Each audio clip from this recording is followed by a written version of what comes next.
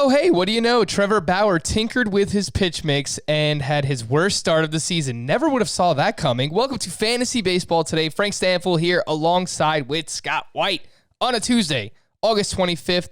Scott, every couple of weeks, I just have to check in and make sure that you're doing all right. How's life, Scott? How are your fantasy baseball teams doing? Yes, you go from life immediately to the fantasy baseball teams. It's almost as if you don't care about the life, Frank. That's how it comes across to me. You have a life outside of fantasy baseball? Come on, Scott. Offended by your insensitivity. Of course I do, but it's not very interesting. So that's fine. I'll talk about my fantasy baseball teams. And they're doing well. I have noticed that my teams drafted pre-shutdown are doing better than the ones drafted post-shutdown, basically across the board. And the only reason I can figure for that, and maybe it's just a coincidence because we're dealing with samples of a handful here for each, but the only reason I can think of for that is I kind of lost my nerve in going aggressively after the high-end starting pitchers, or maybe it's less that I lost my nerve than that I expected others to change their approach, since the narrative was all, pitching's going to suffer. Remember that? And so I expected them to let pitching fall more and for me to get it for even cheaper than I was pre-lockdown, and that didn't happen. So I ended up, pre-lockdown, I was going like 4 starting pitchers with my first 7 picks, and it ended up being more like 3 starting pitchers with my first 7 picks and generally less high end. And those teams are all doing worse. So that's something I've noticed. Actually, the podcast league, I'm now under 500, but I don't know that I'm uncompetitive in any league. So it's been a pretty good year. We actually have an interesting email on that a little bit later on. Our email of the day is regarding your strategy of drafting pitching early. So it's going to be interesting to get your take on that. And I can confirm that the only thing that I know that Scott likes outside of fantasy baseball is Franklin the Turtle, because he just comes into our Zoom chat every day and he just starts singing, "Hey, it's Franklin." And I think he's doing it just to torment me, but you just remind me of it now because you brought it back into my life. There was a period. I'm so happy I could do so. I was showing it to my older son, and the song gets in your head. And I'm somebody, when a song's in my head, I wear it out. I am singing it constantly to the point that everybody in my house, including my kids, ask me to stop. And I don't know. You sang it one day early on, and it's been in my head every time I see you ever since. So thank you for that, Frank. I'm sure you're thanking yourself for that. Well, Scott, you could sing as much as you want on this show. I will never stop you from singing. If you ever just want to break out into Franklin, feel free. There might be, my inhibitions might be a little higher here than in quiet moments at home, but we'll see. All right, today on the show we have Did You Know? I have some random stats entering Monday's action, some of them including Monday's action as well. Some Monday standouts, some mid-season leaders, and lessons learned. Team Name Tuesday. I've completely overbooked the rundown, which means we'll get to like half of these things, but let's jump right in. Oh my goodness gracious! All right, Scott, who is your oh my goodness gracious Monday standout, whether good or bad? It's actually a loser from Monday, a loser by the name Luzardo, but it's not that he lost. It's actually a good thing. Luzardo, for the second straight start, set a career high in innings with 6.2. It was 6.1 last time, 6.2 this time. I say career high, I mean for his entire professional career, including the minors, where he had all of 2 6-inning starts the whole time he was down there. And considering he has just as many in his last 2 starts as he had for all of his minor league career, I don't think that's a standard we need to keep referring to anymore, because clearly they were being cautious with him in the minors, but clearly he has the pitch mix and is efficient enough to eat the innings, and they're giving him to him. They're feeding him to him in this shortened season where winning is even more important than development and he's a big part of them winning, and he's doing well with his innings. I mean, he lost today, but three earned runs in 6 2/3 innings with 7 strikeouts. It was a good performance, one where he deserved to go 6 2/3 innings, and I think we're going to see a lot of quality starts from Jesus Luzardo going forward. Yeah, and I came away pleasantly pleased with Jesus Luzardo on Monday. You mentioned his line there, 13 swinging strikes on 96 pitches, and again, outside of that one start where he had to fill in for Frankie Montas and he found out he was pitching that day, he allowed 6 earned runs in that start against the Giants. He's allowed 2 runs or less in his other 4 starts that he's made outside of that start. So he's been really good, and honestly, if I had him on my fantasy team, I'd feel pretty good about it, especially in a points league where he has SPARP eligibility. He was one of those players where leading right up to the season, he fell down draft boards because of the whole COVID situation, but I really don't have any concerns anymore considering that they're upping his workload. Again, that is Jesus Luzardo. For me, Scott, I'm going to go the other way. Talk about another rookie, Casey Mize, going up against the Cubs on Monday. 3 1/3, 5 hits, 4 runs, 3 earned, 2 walks, and 2 strikeouts. The command was not there. I watched a lot of this start. Only 9 first pitch strikes to the 19 batters that he faced. And Scott, someone asked me on Twitter earlier if I would drop Casey Mize for Corbin Burnes, and I said yes, I would. So where are we at on Casey Mize?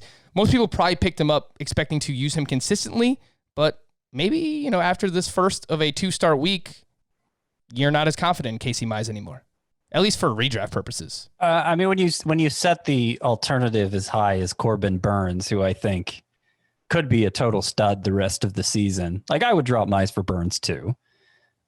Absent that choice, though, I don't see too many starting pitchers out there that I would even consider in place of Mize, who, the whiffs have been there. 9 whiffs on 76 pitches and a good pitch mix, 4-seam, sinker, splitter, slider today, threw them almost evenly. They were responsible for an almost even number of those swinging strikes. It's a fleshed out arsenal. Obviously, he's going to go through some growing pains, but the talent is pretty obvious for Casey Mize. And I don't know who's out there that would even tempt you beyond Burnes. Like, let me ask you, Scott. I could see being tempted by Eliezer Hernandez. Yeah, I was going to ask you about the new age stallions, Sixto Sanchez and Eliezer Hernandez. Would you drop Mize for either of those? I don't think I would. I don't think the upside is as high for those two. And in the case of Hernandez, I think the downside is considerably lower. So I'm not saying Sanchez or Hernandez are bad pickups, but I would still rather have Mize. What about you? What about you, Frank? What would you do? Yeah, I think long-term Mize has more upside, but just watching that start today, the Tigers are not going to give him a lot of run support. Not that the Marlins are either, but the defense looked very bad behind him as well. I might take Sixto Sanchez over him. I think that they probably have similar upside. Mize, again, more long-term upside, but the ability to get ground balls, good command for Sixto, decent strikeout stuff, good park to pitch in. I could see doing it for Sixto Sanchez. I wouldn't do it for Eliezer Hernandez. One more I'll ask you about, Scott. Would you do it for Justice Sheffield, who we spoke about on yesterday's show? He still just 50% rostered, 3 straight quality starts where he has allowed 1 earned run or less in each of those 3. He has 16 strikeouts to just 2 walks over those 3 starts. Justice Sheffield. What do you think? No, of the 4 pitchers we've mentioned here, Mize, Sanchez, Hernandez, and Sheffield, I rank the lowest of them. I think he has the least strikeout potential. I think he's on the worst team. Like the Mariners look like one of the clearest sellers at the deadline. I don't think it's so clear that the Marlins are going to be sellers. And the Tigers, I mean, they'd probably be sellers too, but I don't know that they have as much to sell as the Mariners do because their best players are all building blocks. So I think Sheffield's the last of that group for me. By the way, of them, Sixto Sanchez, since you made the case for Sanchez over Mize, I think he might have the highest floor of them since he is such a good ground ball pitcher. And I don't think there were walks really in his history either. No, he has good command in the minors for Sixto Sanchez. Yeah. So not a lot of walks. I would rank the 4. I actually would go Sixto Sanchez, Marco Gonzalez. I got Mariners on the brain. I would go Justice Sheffield and then Casey Mize and Eliezer Hernandez last of that group. So it's just been. So what do you expect to see from Sheffield? I don't know that he's going to be as good as he has been recently, but I mean, the fact that he's getting a decent amount of strikeouts while not walking anybody, I'm somewhat intrigued. And another one who pitches in a decent park as well.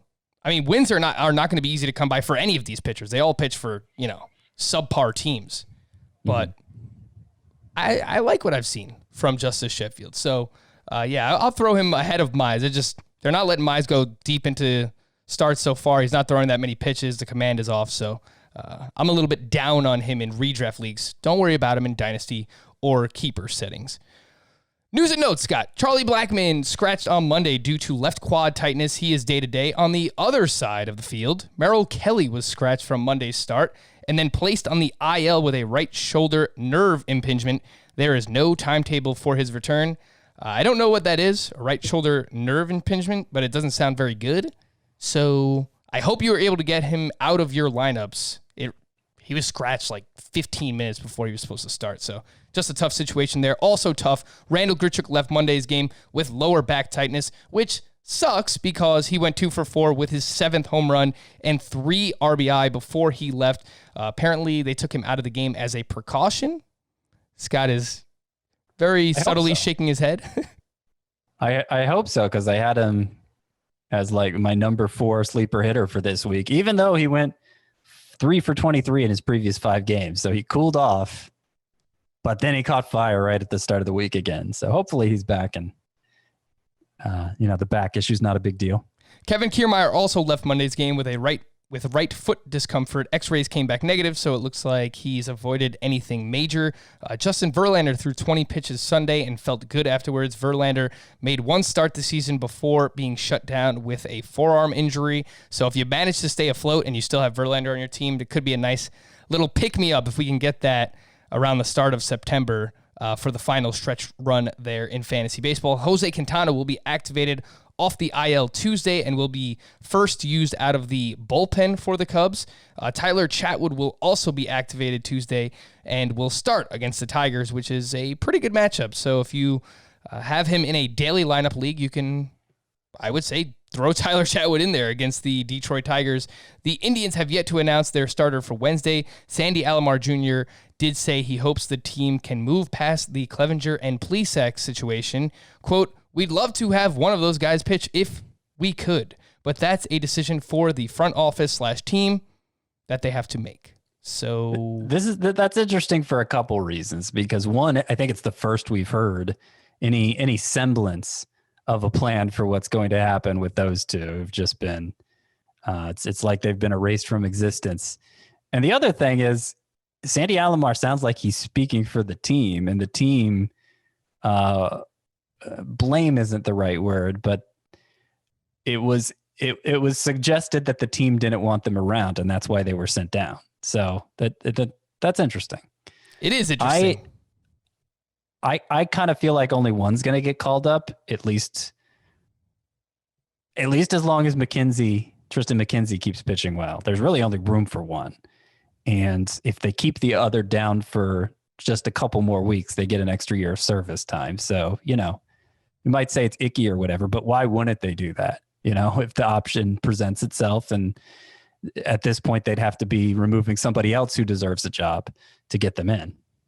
Yeah, and look, if you can get an extra year of service time for Mike Clevenger, that's probably the route that they want to go down, although he gives them a better chance to win.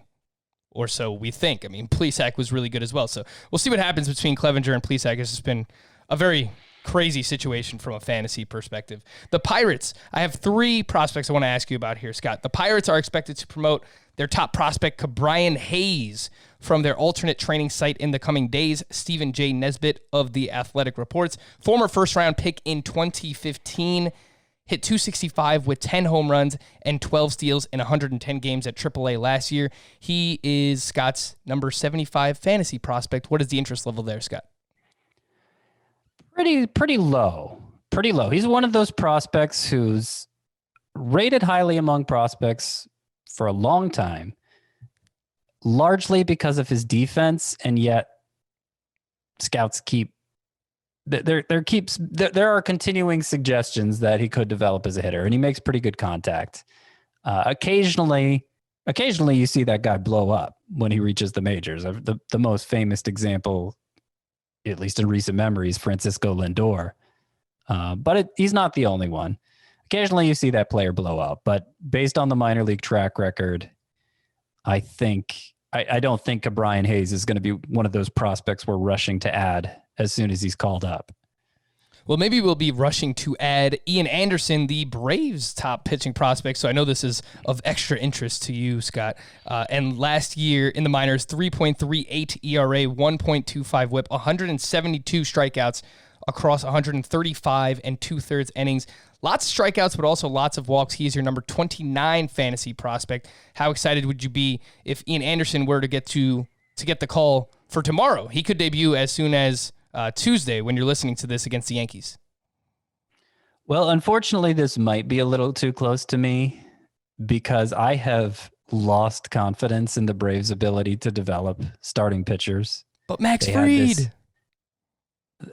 Fried and Mike Soroka are two success stories. They're the only two success stories of something like 15 highly regarded pitching prospects during this rebuild.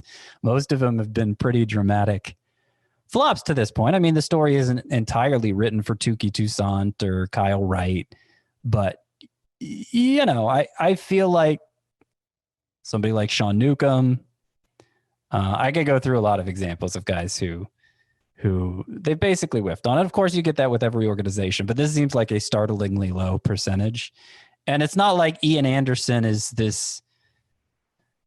I don't have a lot of confidence he's actually ready, too. I mean, his development is happening behind in the dark right now. So I don't really know how things have changed from last year, but it's not like he was earning a lot of buzz every time he started in spring training. He got called up at AAA late last season, and it went very poorly for him. He lost some velocity last year.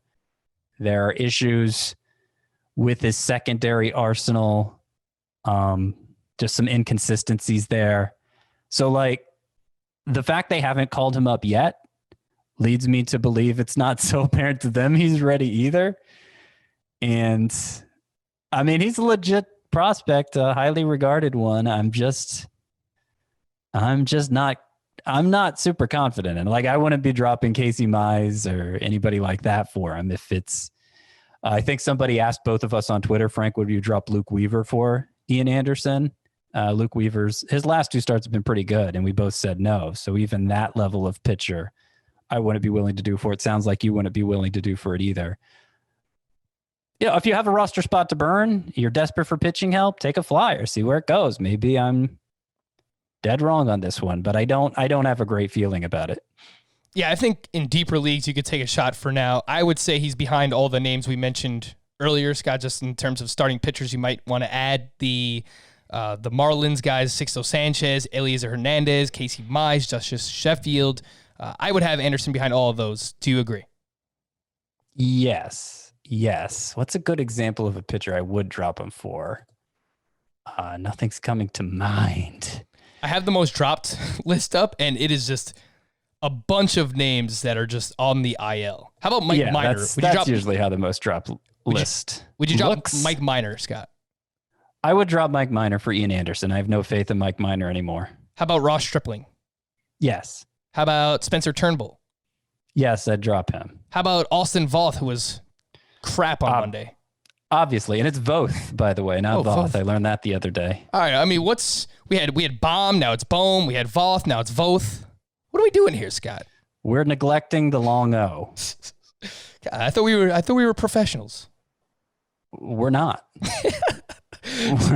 we're clearly not. It's just a facade. All right, one more prospect for you. Leody Taveras was recalled and led off for the Texas Rangers on Monday. He went 1 for 3 with a walk. He is known for his speed in the minors. He hit .279 last year with 32 steals between high A and double A. Has not reached triple A yet, and is still with the Rangers and leading off for them, Scott. So what do you think about Leody Taveras? Another glove first prospect who showed better in the rankings than his numbers would suggest. He definitely needs to prove something before I'm going to make a move for him. Alrighty. Did you know? A bunch of Monday standouts, but I've got some random stats here. And Scott, Juan Soto had 4 hits on Monday, 2 doubles, and he has an .815 slugging percentage, which is just mind-blowing.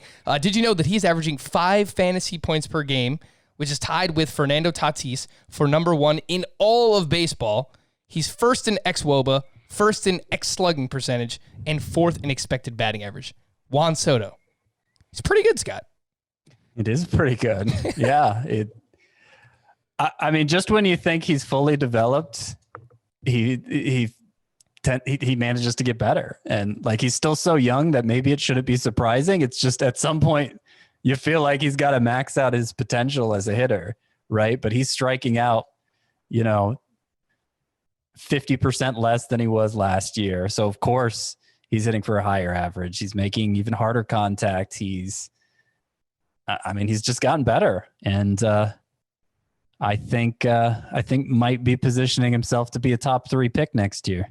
Yeah, I was just thinking, if we're redrafting today, the only 2 players that probably go ahead of him, and you can make the argument that Shane Bieber should go ahead of him if you want pitching, but Mike Trout and Mookie Betts, those are probably the only 2 names, and maybe Fernando Tatis in a roto league, but yeah, I mean, I'm certainly not ruling out Yelich, Bellinger, or another starting pitcher just catching fire in September and reworking the math there, or Acuna. But yes, as things stand today, if the season was ending today and we were drafting for 2021, those would probably be the top 3: Trout, Betts, and Soto, maybe with a pitcher, probably Bieber, in the discussion as well. Kenta Maeda was at the Cleveland Indians on Monday, 5 innings of 1-run balls, 7 strikeouts, 15 swinging strikes on 83 pitches. Scott, did you know that outside of Maeda's no-hitter, he's been held to 85 pitches or less, which is exactly what we spoke about last time he did almost throw the no-hitter. It seems like this is the plan for Kenta Maeda, and I don't know that it's going to change. I don't think he's a sell-high candidate either, Scott. I just think that he's going to be really good in like 5 or 6 innings and around 85 to 90 pitches. So I think he's just like a top 20 pitcher with that in mind. Yeah, I did know that because I've been talking about it too. I'm not sure. I'm not sure necessarily that this is the plan, that the Twins are always going to pull him at 85 pitches unless he's throwing a no-hitter. I think the fact he threw 30, 35 more in that no-hitter and was just as effective, I mean, I would hope that means he proved to them that he can do it. He proved to all of us that he can do it. I think it's largely just a case of them not needing him to do it yet. I mean, he's 4-0 in those 6 starts. So clearly they've been going well team-wise. And, most of them have been 6 innings, which most rare is it that any starting pitcher goes much more than that. So I don't know that it's a strict pitch thing. I think it still remains to be seen, but I wish we would start seeing him working into the 7th more because I think he's capable of it. Yeah, I certainly think he is capable of it as well. It's just, look, maybe they just know something that we don't. And we've talked about this before. The 3rd time through the lineup, his numbers in his career are actually not bad. So maybe they're just trying to protect him from himself. Again, that's Kenta Maeda. I don't think he's a sell high. Scott, it sounds like you don't think he's a sell high. He is who he is. He's a top 20 starting pitcher, and that's fine by me. Scott, Aaron Savale, another quality start on Monday. 6 innings, 3 runs, 8 strikeouts, just 1 walk. He has now gone at least 6 innings in every start this season. He has quality starts in 5 out of those 6 starts. 14 swinging strikes on 95 pitches. And did you know that Savale is a top 12 starting pitcher in fantasy points per game in head-to-head points leagues? And this might be a bit of a hot take, Scott. Hot take Tuesday. But I will take Aaron Savale over Carlos Carrasco and Tyler Glasnow rest of season in a points league. Boom. I would not. So I wish I had Savale to offer those trades to you. I don't have them anywhere. So maybe it's just sour grapes. I don't know. I talked about him as a sell high candidate after his last start, kind of concerned about the way the pitch mix was trending. He started throwing his fastball more, and that was my whole reasoning for why he was doing better at the start, is he was throwing it less. Now all of a sudden he's throwing his curveball more. His last two starts, especially this one, a lot more curveballs, and he had 14 whiffs in it, responsible for those 8 strikeouts. I mean, those are both good numbers. If he does throw the curveball more too, a curveball is typically a ground ball pitch. I'm not sure how to look up specifically what percentage of ground balls he gets on his curveball, but it's typically a ground ball pitch. So if he can become more of a ground ball pitcher and a bat misser, then all my concerns are relieved. So I'm just kind of confused about Aaron Savale right now. I think he's pretty good. I don't know if he's really good. I still feel like Glasnow and Carrasco, despite their inconsistencies this year, are really good. In a points league, just because Glasnow, the walks have been an issue. He's not really pitching that deep in terms of innings. Same thing with Carrasco. He's just been walking more people. That wasn't his issue in his most recent start. He gave up a couple of home runs and a lot of hard hits. So I'm just slightly thrown off by Carrasco a little bit. And Savale, I just think, is going to go more consistently deeper into starts than someone like Glasnow. So in a points league, I'll do it. Roto, I'll still take those other names over Aaron Savale. Scott, did you know that Miguel Snow has 8 straight games with an extra base hit? He went 1 for 4 on Monday with his 6th home run of the season. He is now batting .241 with an .896 OPS. Before this 8-game hitting streak, he was batting .140 with a .632 OPS, and that is how quickly some of these things can turn around, especially for a streaky hitter like Miguel Snow, Scott. Yeah, I think he's shaping up to be exactly what we thought he was going to be. He's still, his strikeout rate is 43.4% for the season, which is obviously not something anybody can survive. But it's trending down while those other numbers are trending up. And it's such a small sample that I think he's going to get that into the mid-30s here sooner than later and end up being exactly what we drafted him to be. So it's tough waiting out those dry patches, particularly in a really short season, and particularly from a player who's been pretty hit or miss in the past. But your patience is being rewarded now if you stuck with Sano. And I think it will for most every other hitter who's struggling too, by the way. I think they will all get their turn to produce, because that's how baseball works. Some players are producing for a couple weeks, then it's some other players' turns to produce. And we're in our 5th week now. Yeah, it can really warp your approach if you don't keep that in mind. That's normally the way the game works. I'm not saying every hitter who's struggled will turn it around. Of course, it makes sense that some won't. But I'm saying I don't think anybody can have a great grasp of who will or who won't at this point. Yeah, and it's especially tough, and I've used this example before, because last year Jose Ramirez was not good for almost the first 3 months of the season. That could be Christian Yelich this whole season. He could just be in a 2-month slump, and we would have never known. If this plays out over the course of a full season, maybe it's the final 4 months where he just goes ballistic. Those things just happen over the course of a full baseball season. And we warned you. In a shortened season, crazy things were going to happen, specifically on Miguel Sano. Obviously, because he strikes out a lot, he is a better player in roto versus head-to-head points, but even more so for how he gets his numbers, because he is so streaky. And that's something I've always said about Justin Upton. If you look at his monthly OPS every single year, it's 1 month is awesome, 1 month is terrible. So there are some players that are just better for roto formats because of that. You just don't want those down weeks all the time in a head-to-head points league. Last but not least, and did you know, everyone's clamoring to find out your thoughts on Brad Miller, apparently.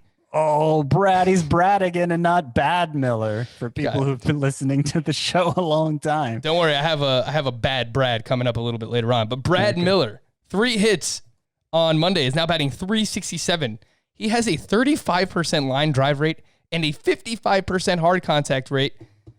I don't know if this matters at all, Scott, but like maybe in a deeper league, he's playing well and was hitting towards the top of a decent Cardinals lineup on Monday. I think he has more than walks than strikeouts so far, too. So, I mean, interesting numbers from Brad Miller, a guy who has had productive years in the past. He had a 30 homer season in 2017 for the Rays.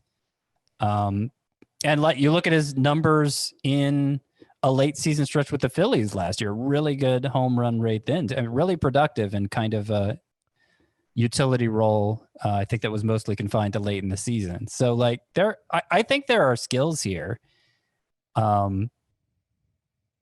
Particularly in recent years, teams haven't stuck with him very long, but he's 30. So I'm not ruling out him figuring out something new that can take these signs of him being a skilled hitter and actually become one.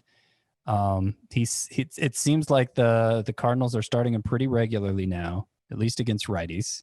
So we'll see how long it lasts. I mean, if you're hurting at third base, I think that's the only place he's eligible in CBS sports leagues. That is correct. You know, there are a lot of big name players there, but there are a lot of underachievers so far. I'm not saying you should bench who's an underachiever. Yohan Moncada has not been good recently. Whoever. I'm not saying you should bench a guy who was considered a stud at the start of the year for Brad Miller, but somebody more on the fringes like Eduardo Escobar. I don't think he's picked things up yet. Like I could see rolling with Miller for now instead. Yeah, he is 12% roster on CBS. He only has third base eligibility. You know, more of a deeper league guy in roto leagues. If you need a corner infielder, you need a utility. The data doesn't lie. I mean, he's hitting the ball extremely hard. He's hitting a lot of line drives. And yes, he does have more walks than strikeouts, Scott. So Brad Miller.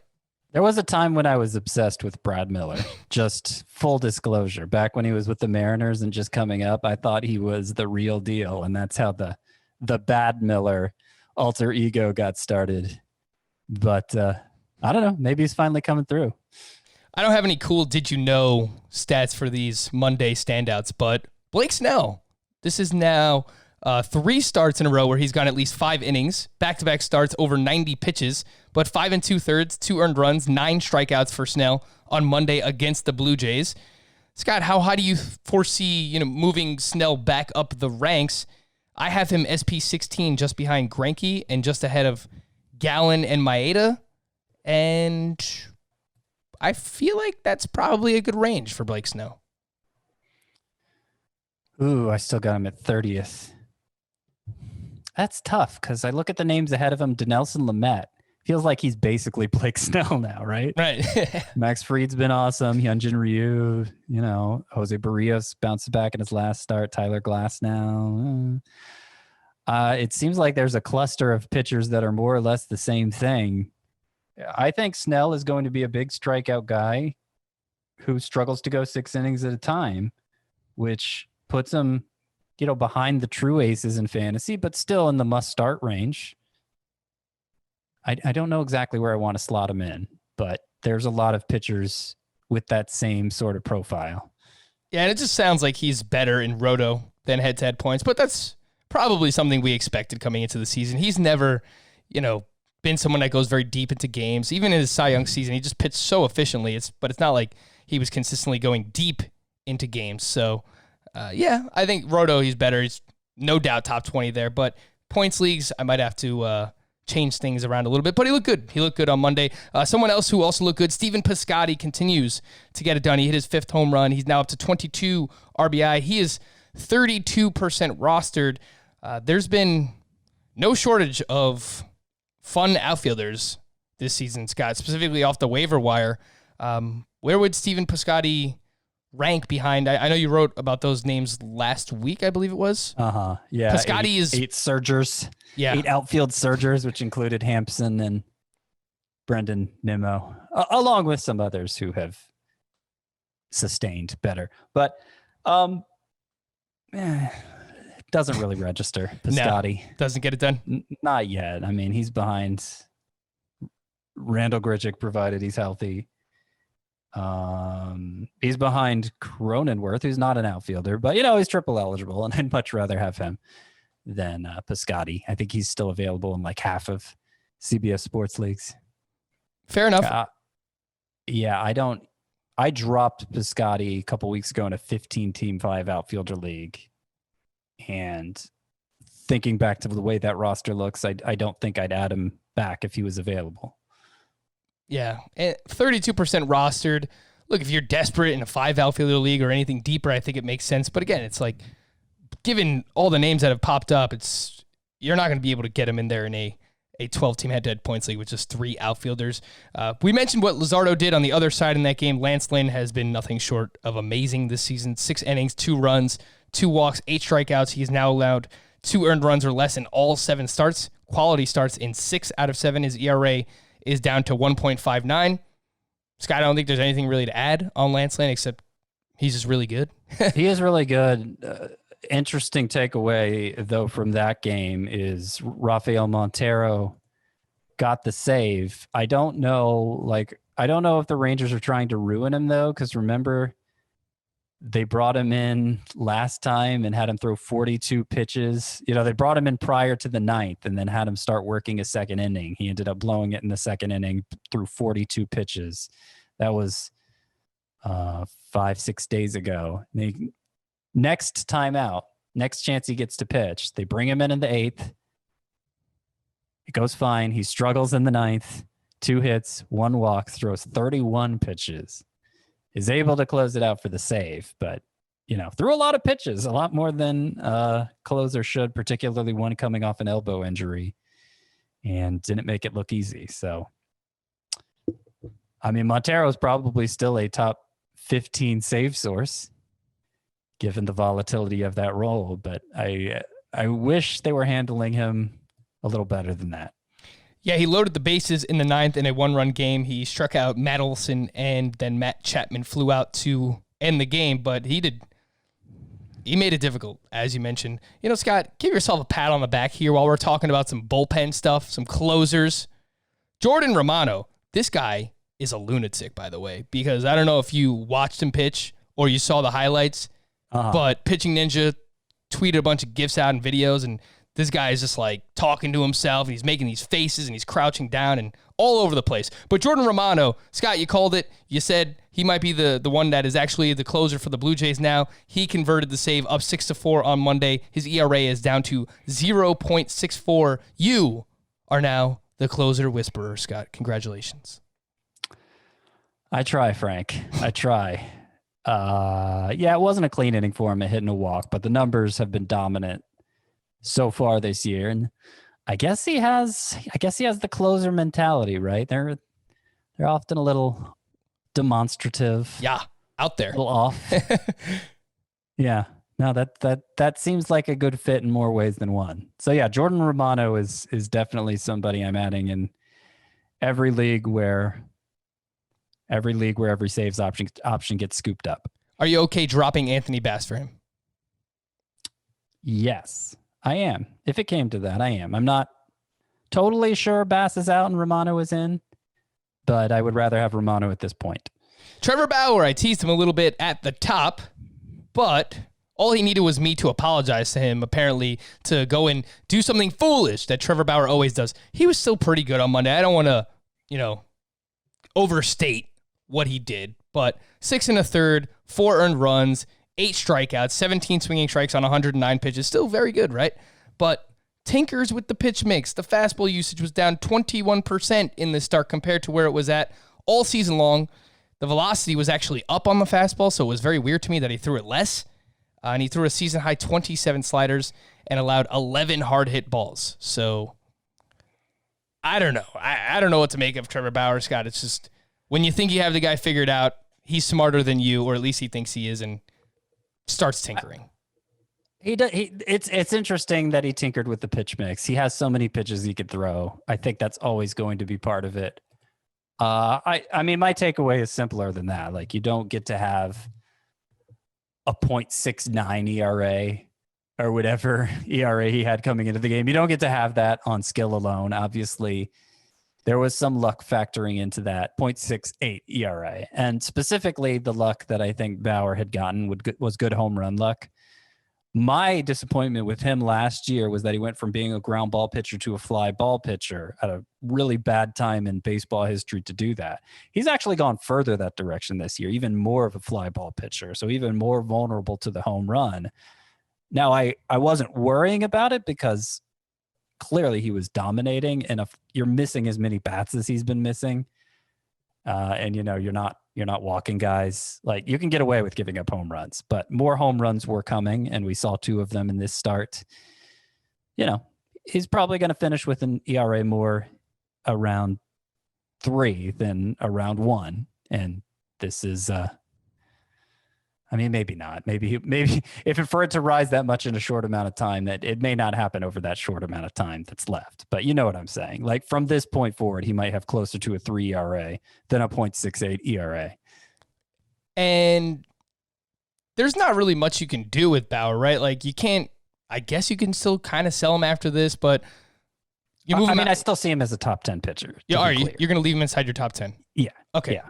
All right, good to know. A few other things. Jack Flaherty bounced back against the Royals. 5 innings, 1 hit, 0 walks, 3 strikeouts, only 64 pitches, so continuing to build up Flaherty. Framber Valdez against the Angels. Just missed out on the quality start, allowed 4 earned runs, but 9 strikeouts. He really liked to see that over 6 innings, 6 ground ball outs to only 1 fly ball out as well, which is prime Framber Valdez. M.O. It's his M.O., baby. Now, I take this as a really... Oh, he... Did you get the final line? He had 11 strikeouts. He came back in for the 7th. Oh, excuse me. 7 innings, 4 runs, 11 strikeouts for Framber Valdez. Okay, well, we will take that. That's one way to salvage a start where you give up 4 runs. Yeah, 11 strikeouts. The ERA is still 2.35, and we've been raving about Valdez, so hope you picked him up for the 2-star week or even before that, and this is a really great start to said 2-star week for Framber Valdez. Brad Keller wasn't really a great start to the 2-star week for him. More like bad Keller against the St. Louis Cardinals. We're going to keep that going. Everybody named Brad. You're either Brad or you're bad. 5 earned runs over 4 innings. Scott, if you picked up Keller for the 2-star week, are you okay dropping him? I am okay dropping him. I don't think it's an automatic drop. I still see him as a high floor pitcher.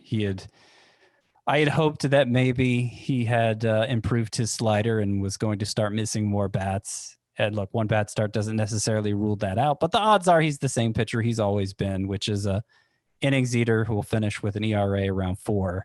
And in an environment where innings are hard to come by at starting pitcher, that's still useful. So I'd be cautious about dropping him. Don't make it a reactive knee-jerk thing. But his stock is down today compared to yesterday. That's fair to say. Would you drop him for Ian Anderson?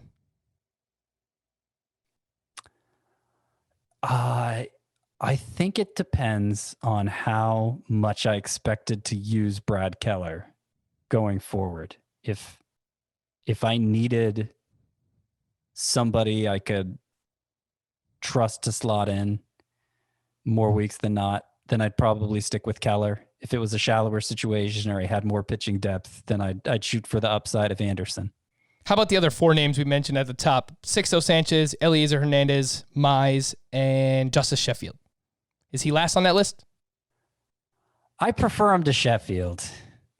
I prefer Keller to Sheffield, but he's behind all the others. I'm the only one who's in on... And you know what? I thought Chris would be a little bit more excited about Sheffield when I brought him up on yesterday's podcast because he kind of likes Sheffield coming into the year. So, I don't know. It's just 3 straight quality starts. It's a bad situation, and the whiffs have been unimpressive. All right. So, I don't know. I'm not saying there's nothing to like about Sheffield. I'm just saying it's a harder sell than the others for me. All right, we're going to take a quick break. If you're a fan of the podcast, we're not asking you to tell the world, but if you could just tell one friend about the podcast and why you like it, we would greatly appreciate that. And I also want to remind everyone that you can watch CBS Sports HQ for free on many different devices. You can watch it on your phone, on your laptop. I watch it on my Xbox. You can watch it all over the place. Fantasy Football Today is on daily right now with Jamie Eisenberg and the guys there. So that's great. And I just found out today that I'll be on next Monday helping cover the MLB trade deadline. So if you needed another reason to watch it, I don't know that this is one, but CBS Sports HQ, download it and watch for free. All right, we'll take a break. When we come back, just want to take a macro level look at how the fantasy baseball season has looked to this point. We're about halfway through the season, so this is your midseason review, and we have our email of the day here, Fantasy Baseball Today. Before we get to our email of the day, fantasybaseball@cbsi.com. Continue to send us your emails. Scott, I know you wanted to talk about a few names as well from Monday. Alec Mills, 7 innings of 3-run ball. Seems like he's going to remain in the rotation at least for now. Brett Anderson had a quality start against the Reds, and Paul Goldschmidt remained hot. So 3 more names from Monday. What do you got, Scott? Yeah, this was a good start for Alec Mills. 7 innings with 7 strikeouts. It was really the first time we've seen the strikeouts from him. He'd been thriving mostly on ground balls, but only 9 whiffs on 94 pitches to get those 7 strikeouts. So I imagine that was more a matter of facing the Tigers than anything else. Doesn't mean Alec Mills can't still be useful from time to time as a big ground ball guy, but not a lot of upside there. And who are the other 2? Brett Anderson. Anderson, speaking of ground ball guys, yeah.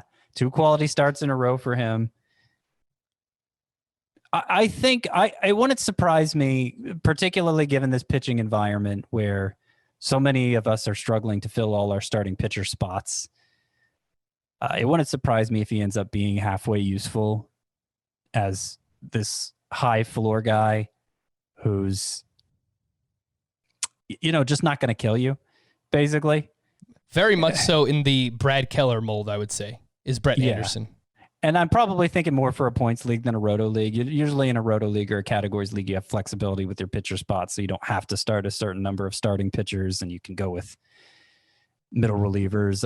I think most of my roto teams, I'm like 4 starting pitchers, 5 relievers, or maybe 5 and 4. But the 6 and 3 standard from past years is definitely not cutting it this year. Or much less 7-2, which I used to do sometimes. And then Goldschmidt, he had another big day today. He's batting .368 on the year, .507 on base percentage, striking out a lot less. Not hitting the ball as hard, not hitting as many fly balls. I don't think. Let me double check that one. But the profile seems to be geared for batting average at the expense of power. And it might just be a small sample thing. Like every sample is still small at this point in the season, but especially the Cardinals. It's just interesting. It's just interesting. Obviously, this version of Goldschmidt that we're seeing right now is better than last year's version. But in the long run, how much power is he going to provide? I'm not sure if he sticks with this approach, if he's going to be the old Goldschmidt we know and love. Yeah, I mean, what I will say is his hard contact rate, according to Fangraphs at least, is 45%. So it's not really dissimilar from last year, but a 35 point. Looking at Fangraphs. Come on, Frank. Are we? It's much lower. It's much lower on. Have we graduated to Baseball Savant? Exit velocity. Do we only use Baseball Savant now, Scott? Is that what we do? I just think the way they measure how hard a ball is hit is more reliable than the way Fangraphs does. But they break it specifically hard hit rate. I think average exit velocity can be kind of deceiving. Yes. And maybe oversighted, but specifically if you're looking for hard hit rate, I would trust Baseball Savant more than Fangraphs myself. Though, I don't know that I'm necessarily the expert as far as that goes. But that's where I stand with it as of now. Yeah, I still like to use line drive rate. I know it's me too. It's kind of wonky. No, I'm with you there. That's kind of like I'm with you there. I don't think StatCast really offers a good alternative for that. And I think Yeah, no, I think it can still say a lot about a player, Right. how high his batting average potential is. And Paul Goldschmidt's line drive rate early on is through the roof. Tiny sample, especially for that category specifically. How many line drives has any player hit at this point in the season? But Goldschmidt, a high percentage of his batted balls have been line drives. Yes, 35.7%. Last year it was 22%. So he's making a lot of contact. He's making solid contact, at least hitting some line drives. Just put another check next to the name of players that were on my bust list heading into the season, Scott, and someone that's performing incredibly well to join the likes of Whit Merrifield and Aaron Judge when he was healthy and Bo Bichette when he was healthy. Just great. I can't hear Bo Bichette without thinking Boba Fett now. How did that not happen before? Email of the day. This one's from Ian McCoy. So I'm in a 10-team auction points league. I tried to follow Scott's rules and ended up with these pitchers as my top 5.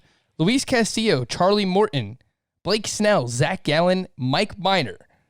Sounded pretty good on draft day, but it's just not getting it done. So my question is, does this prove Scott's strategy even more that you can never have enough pitching, or does it give more support for Chris's strategy going into the season, which was basically pitching is a volatile crapshoot no matter how much you invest in it? So what do you think, Scott? I would be inclined to say it validates, I feel validated by my strategy because as I was saying at the top of the show, particularly prior to the lockdown, when I was going even heavier after starting pitchers, 4 of my first 7 picks, basically in every league, if not more. Those teams are all rocking it.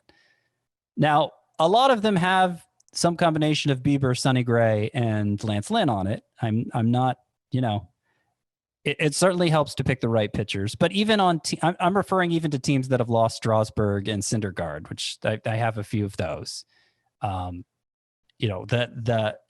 having as many arms as I did to fall back on, expecting something like that to happen to somebody I draft somewhere along the way. It's paying off. Now, the group you drafted here specifically, we keep talking about Luis Castillo, how he's actually pitching well, even though the results haven't been good. So that's kind of a weird case there. Obviously, Morton got hurt. Blake Snell had his issues. So really only Zach Gallen. Mike Minor, I wasn't really including among the group of good pitchers. He was just the best of the bad pitchers, among the best of the bad pitchers. Zach Gallen is the only one of these 4 that has really paid off big time for you so far. But Snell's coming around. I'm still really confident Castillo is going to come around. I think it's too early to say.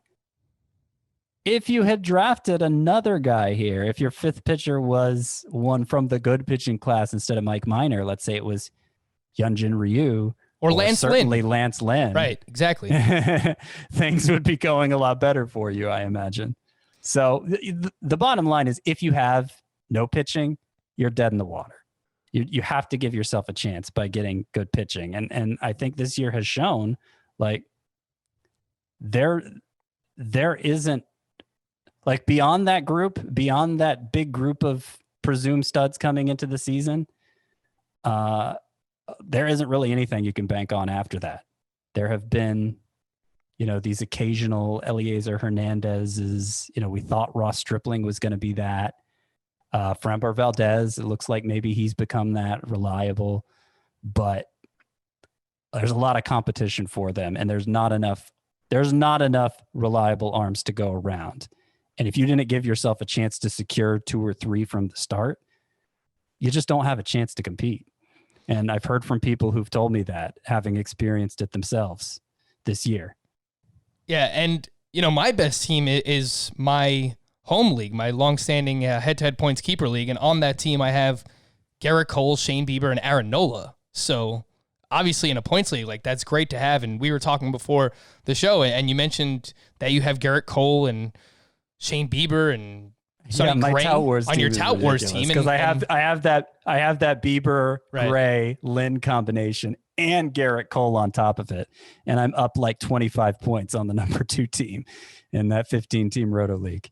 Yeah, I tend to agree with you. I think that this proves that, look, of course there's going to be a luck factor in playing any fantasy sport, fantasy baseball, fantasy football, like it doesn't matter. There is going to be a luck factor. I think that you got a little bit unlucky just with the names that you chose here. Like, I think better days are coming for Castillo. I think the past 3 starts for Blake Snell, as we mentioned, have been really good. Zach Gallen has been a stud basically all year. If you swap out Mike Minor for one of those, Lance Lynn types like we mentioned, then, this pitching staff looks completely different. So I'm inclined to agree with you, Scott, that it's probably, I was a little bit more skeptical heading into the season about like where pitching would be this year. But honestly, you need those studs. And it's really, outside of the top 40 that were drafted, the only ones that have really stood out are Dylan Bundy and Aaron Savale. It's like everyone else at the top, Bieber, Lynn, I'm looking at the top 10 right now, Darvish, Sonny Gray, Garrett Cole, Kenta Maeda, Max Fried, Trevor Bauer. Zach Davies is a name for you too, but really it's just the only true breakouts that were going outside the top 40 right now are Bundy and Savale. So and maybe Framber Valdez. Yeah. We'll see where he ranks after this, but he's certainly moving up. And of course, Scott, I didn't leave myself with enough time to do our little mid-season review. Maybe we'll get to it over the course of the next coming days. We can look at some of the leaders and every category and some of the players that have specifically stood out. But outside of this, I thought it was a nice little transition point. Outside of this email, what are some lessons that you have learned thus far in a 60-game season that we are currently about halfway through? Well, that's the big one. That's the one I had prepared to talk about, and I've kind of sprinkled it throughout the show. Do you have any that come to mind for you while I stall to think of more?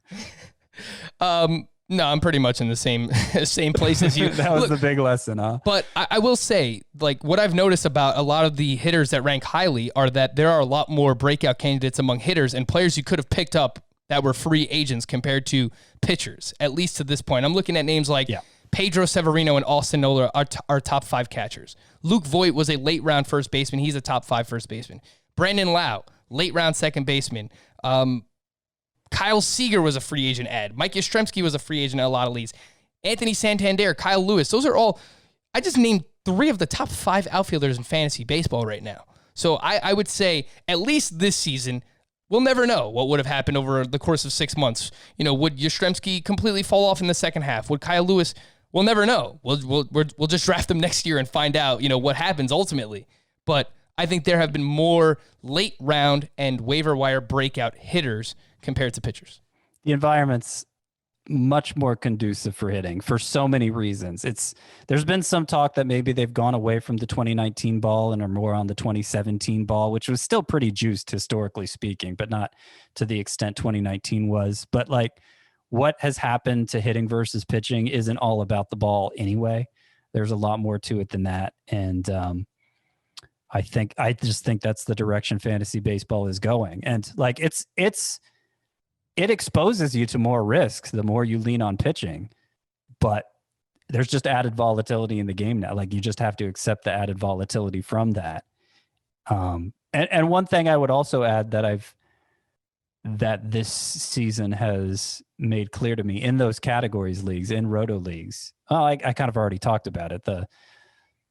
If you don't have a high end starting pitcher, meaning like a top 40 type, in terms of potential, not necessarily performance to date, in terms of how I rank them, basically, which I know is kind of hard to express over a podcast, but go look at my rankings. If you don't have that type of pitcher, you probably shouldn't be starting anybody else in a categories league. They're just going to pull down your ratios without enough reward, and you're better off going with, a Matt Foster, Tanner Rainey.